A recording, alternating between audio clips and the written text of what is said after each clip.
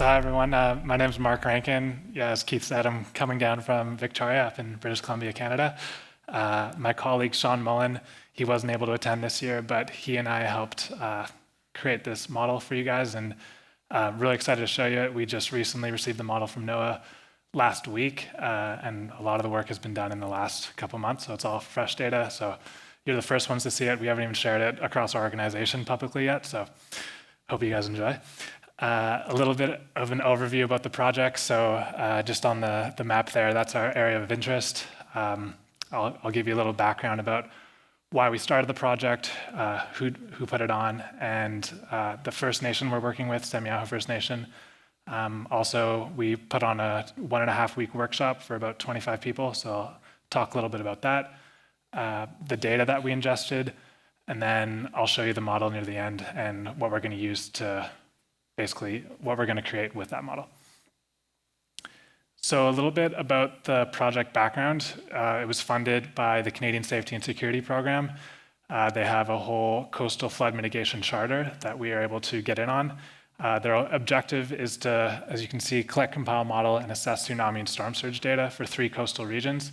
Canada has a huge coastline, and they selected 3 focus sites. First one was on the West Coast, and that was on Semiahoo First Nation. They'll eventually do one in the North Coast in the Arctic. They haven't decided where, and then they're also going to do on the East Coast. I think they're going to do somewhere around Newfoundland. So as you can see just on the map here, that's the border between USA and Canada. Seattle's just a bit south of there. Our area of interest first started off to be Boundary Bay, just that first area there. But as we started getting more and more data, we expanded this 15-fold. So we over-delivered on the project about 15 times, and yeah, that was a whole other aspect, which I'll get into a bit later. So Semiahoo First Nation, really happy to work with them. Ocean Networks Canada loves partnering up with Indigenous communities across the country, so it was great getting another one on board. This First Nation is very unique in that they're located right on the Canada-USA border. So that picture in the bottom right, that's actually the Peace Arch, so that's directly across the Canada-US border. One of the biggest, most popular border crossings on the planet. And then as you can see, the ocean's right there, a couple meters above sea level. So we were working with Paul Gadbois. We call him the emergency coordinator for Semiahoo First Nation. He wears a lot of hats. He kind of gave us a little bit of background about who lives there, what type of weather they go through, and yeah, also very prone to tsunamis and flooding. So I'm just going to show you some of the pictures that he shared with us. So this is from March 2016 on the left. He just took that from his car, and then I took a Google Street View shot from 2017, so just in a year and a half later. And I just want to highlight this bridge here. You can just see the water level in this river. So yeah, extreme fluctuations there. And then all along the ocean, you can see just what they're preparing for a storm surge in December. They're putting these things up called tiger dams. So yeah, they actually had to put these up a bit earlier because the water started to coming in a lot faster than they anticipated. So this is a perfect reason why we need to create some sort of digital elevation model that can combine bathymetric data as well as topographic data. So this is why we're doing it. So we've done this a little bit before. I'll kind of show, and later on the slide, I'll show you what we initially did in 2016. For this 2019 project, we decided to bring up NOAA, 2 instructors from NOAA, one from Boulder and one from San Diego. So that's Matt Love and Christopher Amante. So they came up for these 2 sessions. We had a week-long session in September and then a 3-day session in October. We live stream it on YouTube, so we had people connecting in from First Nations across the Lower Mainland as well as in the federal government in Ottawa. All this video is up on YouTube, so I can share that with you as well if you're interested. And then we just went through the whole process. We spent about the first week creating that one tile that I showed you initially for Boundary Bay, combining data sets from municipalities, from the Canadian Hydrographic Service, convergence grids from Canadian Hydrographic Service. We took data from NOAA, we took data from the National Centers for Environmental Information, and essentially combined it on our network drive, and then we had 20 virtual machines connecting to that network drive to help build the model. So as you can see, just as who participated in there, we had some federal presence, some provincial presence. A lot of municipalities are interested in this, especially in the Lower Mainland and around Vancouver Island where we live. There's been some kind of global studies that are more regional in their scope, but some of the municipalities are pretty small, a few 100,000 people, so they kind of want to integrate their own data into that. So we brought in some people from the mainland, from Victoria. We had some people come up from Seattle from the NOAA Center for Tsunami Research, and yeah, we just dug deep into the model, essentially the workflow that they do at NCEI, and learned that process. So this is just a little, an example of kind of what it looks like when we're in there. You can see it's live streaming on that one screen. We were using a multitude of technologies. So we had Linux VMs, Windows VMs. We were using open source programming and proprietary programming. So we used Esri, we used Global Mapper, we used Google Earth, QGIS, a lot of Linux coding and using MBGrid. But I mean, it all worked great. I was really nervous that our network would crash because we were crunching about 2 terabytes of data over 20 virtual machines. But yeah, it all worked really well. This is a little bit of a breakdown of some of the data that we got. A huge portion of it is that LiDAR. So Surrey and GeoBC, that's all topographic LiDAR. The resolution that they're providing at us was sometimes centimeter level, and for the model that we're using, we're going to be probably going to create a 10-meter resolution model, so we didn't need that level of detail. But again, we can create centimeter level products using the data that they provided. Canadian Hydrographic Service, that's the CHS there. That's all like different types of bathymetric data. So multi-beam, they had contour-derived data, some chart data that we got. They were huge. Without their data, we wouldn't have been able to create this product. And then, yeah, again, all the organizations that provided the data. This was coming in during the workshop. So initially, as I said, we had that Boundary Bay focus area, and then we just started expanding, and people were just throwing data at us. We were giving them Google Drive accounts. We were just saying, upload whatever you want. We have a bottomless drive, and then we put it on our network drive, and we would just use it. It was crazy. I've never seen that much data in my life. But yeah, this is just a little sample. So this is Vancouver. Looking at the downtown, so Vancouver provides some of their LiDAR data publicly, so we're able to get this. For tsunami models, they like having bare earth, so we had to reclassify this and essentially strip out all the buildings, strip out all the bridges, some of the building footprints, so you just want essentially, the surface of the ground. Another product that we got from the Canadian Hydrographic Service, this is bathymetric LiDAR, so they're essentially shooting LiDAR that would penetrate the ocean, and then they're also doing topo LiDAR, so getting some of the ground cover up in the north there. They collected this about a couple weeks before we had the workshop, so this just came in as we started, and this is like the data set that they provided was around a 2 meter resolution data set, so which is great for this area. Also, during the second workshop in October, we were able to obtain the Fraser River data set, which was huge. We were really anticipating to get this data. We didn't think we were going to get it, and then eventually we did end up getting it, and which is great. So essentially, we combined ocean, LiDAR, and river data to create essentially a seamless land sea elevation model for the entire Salish Sea area. So this was just a little snapshot of the model that I'm going to show you guys.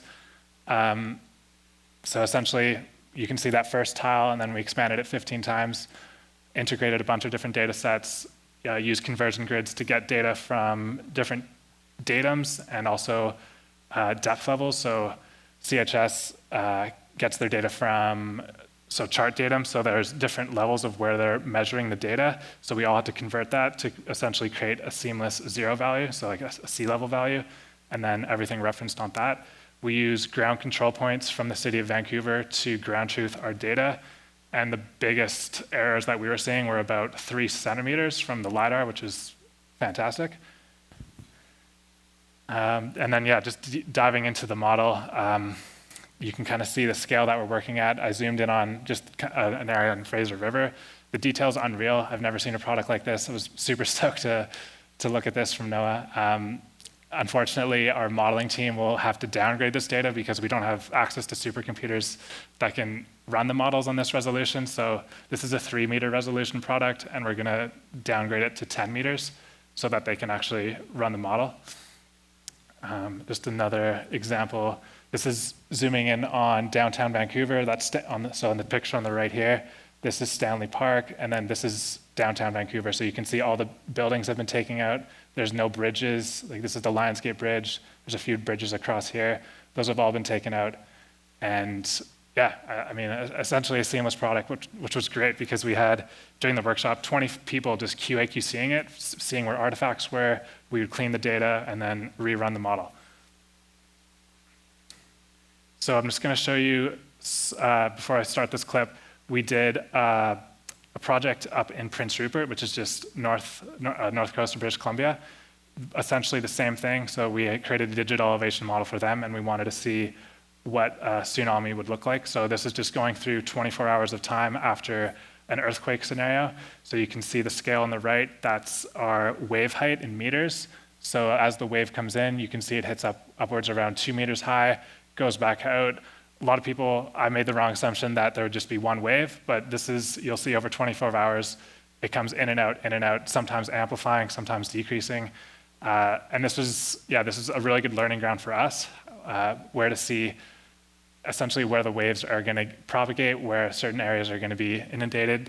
You'll note that this area is a really high frequency area. You'll see waves just basically propagate there, get super high, and then come back out. But yeah, so we're eventually going to create a model for this for the entire Salish Sea. Hopefully our computers can handle it. We're right now trying to integrate it in a more, similar to NOAA, but we're trying to integrate more better visualization so that we can share it with the public a bit better.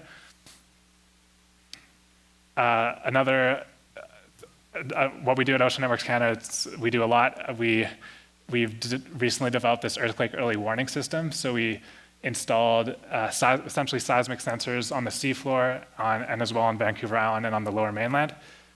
So what I'd love to see is that we can somehow integrate our early earthquake warning into this model. So as you can see on this graph on the right, we can detect the primary waves before the damaging secondary waves hit. So right now we have it working that if there's an earthquake, we can send out a text message. You can give yourself anywhere like 30 seconds to 2 minutes of warning, depending on where the earthquake hits. And yeah, we're working with Emergency Management BC to say, hey, like if we know an earthquake's coming, can we get trains on the transit line, especially in Vancouver, safely to their stop at a certain point in time? Can we open up fire doors? Can we get people out into emergency areas before the actual damage starts to take place?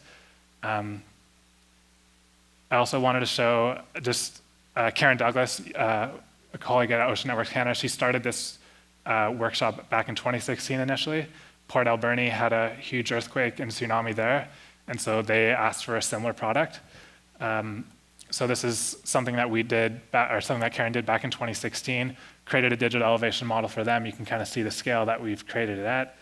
And then what I was really proud of working on was this VR Tsunami product. So we thought, okay, we have this digital elevation model, really high precision and accuracy. How can we get it out there? How can we, take action essentially?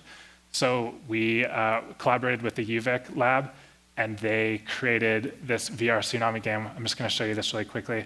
It's about 3 minutes long. Let's see if this works.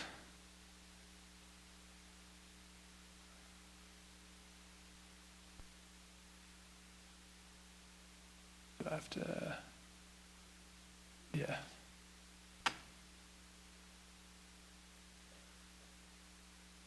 Perfect. Thanks. This is VR Tsunami, a game designed for classrooms to teach disaster preparedness and methods used to detect tsunamis. Players work together across tablets, phones, and VR headsets to prepare the city of Port Alberni for an incoming disaster. Start game. Please list off everything you'd like in your emergency kit. Medication. Map. First aid kit. Flashlight. You got 6 right. Here's what you missed. Looks like you missed a What's fire fire extinguisher. extinguisher? That will make the next round That harder. is too bad. The guide Allison exists in both the physical world and the virtual one. Her job is to prepare the students and review what they learned along the way. You broke a line. Hand me a headset. I'm coming in. When needed, the headset can be passed around to deal with immediate problems, such as fixing this bottom pressure recorder which has been disconnected.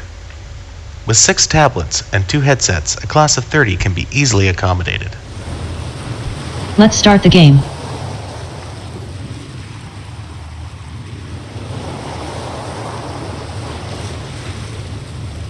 Welcome to Port Alberni. You can press the middle controller button to toggle the magnifying glass to look around.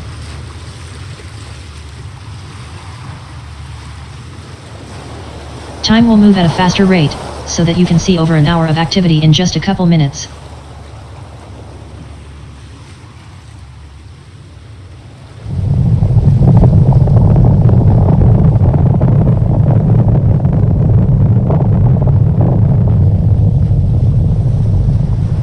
Looks like an earthquake just happened, and a fire has broken out at the middle school. To send a truck, point it and click the location. Sending fire truck to middle school.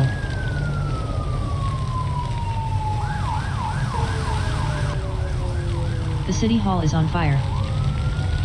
Sending fire truck to city hall.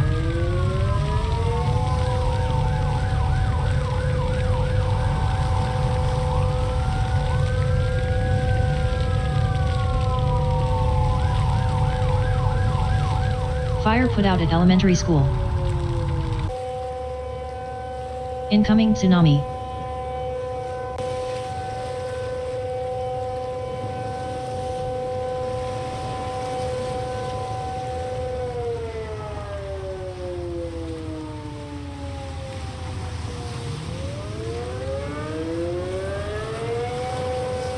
Port Alberni has now been hit by the tsunami, and as a result is flooded. Let's hope everyone made it out. After completing the game, the team receives their score, which is a result of how successful and efficient they were in completing mini-games. They also get a breakdown of their score and can compare it with other teams. Yeah, so that was just a short video I wanted to show you guys. I just would like to acknowledge all the organizations that provided the data. Without their data, we wouldn't have been able to create this product. Thanks again to the people who attended the workshop, who were able to QA/QC and provide their expertise on creating the model as well. The Canadian Hydrographic Service, huge shout out to them. They provided all the bathymetric data used to create this. Defence Research and Development Canada, the funding that we're able to get from them in Public Safety Canada. And then again, the project managers, Nikki, Taryn, and Gordon, just keeping us on track and going through this project.